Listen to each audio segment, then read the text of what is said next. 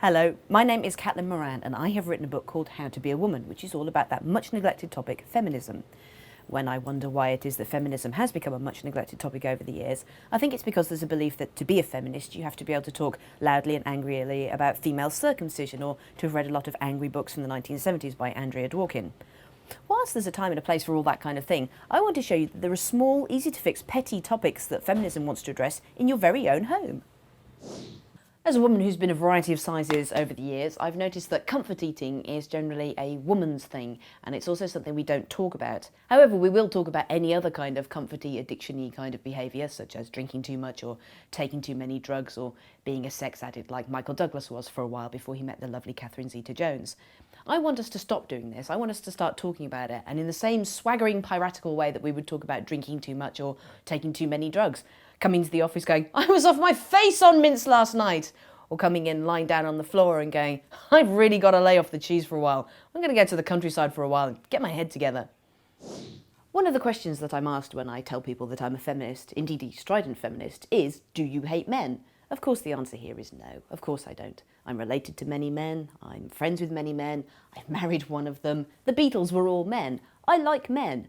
However, it seems to me that after 100,000 years of the patriarchy, men could do with a little rest.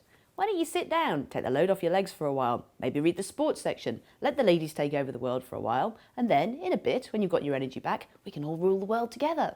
Pleasant.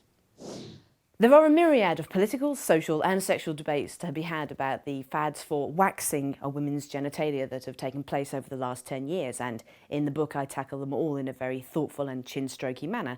But in a very visceral manner, I'd just like to point up my gigantic 3D television with 3 spare remote controls, which is what I've bought on the proceeds of not having Brazilians every 4 weeks for the last 10 years. Also, as a bonus round, my down below doesn't look like a child's, it looks like a grown-up woman's. This is my magazine rack, $3.99 from IKEA, which here is standing in for a newsagent's, because often I get very annoyed when I go into newsagents and see all the magazines laid out on shelves, because I see some sexism happening there.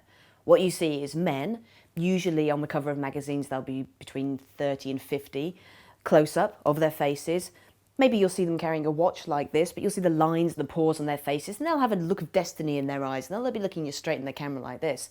All the ladies, on the other hand, I don't really see anyone over the age of 35, they'll be shot full length, and more often than not, they'll be in this pose, or this pose. Until I see Russell Crowe in a pair of pants with his arse offered up like a prostitute on a street corner, I will know some sexism is happening in my magazines, and I will continue to be quite angry. Let me show you something I suspect you may have in your home. Here are all the shoes that I've bought over the years, and here are all the shoes that I actually wear. This is because, like every other woman in the Western world, I've watched Sex and the City quite a lot, and in my head I think I'm Sarah Jessica Parker, and if I wear a pair of shoes like these, I'll be clattering around in New York, carrying a balloon and being delightfully covered by rainwater by a passing truck. When in reality, of course, when I'm wearing these shoes, after 30 seconds I'm walking around like Tina Turner with a bad knee, and my feet start to hurt and I have to take them off and order a taxi home.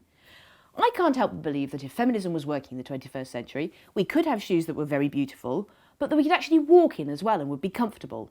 And I will know when feminism has won the war when a woman goes up and collects an Oscar for Best Actress in a pair of flip-flops that are comfortable and also covered in diamonds. So that concludes today's lecture on where you can find and use feminism in your own home.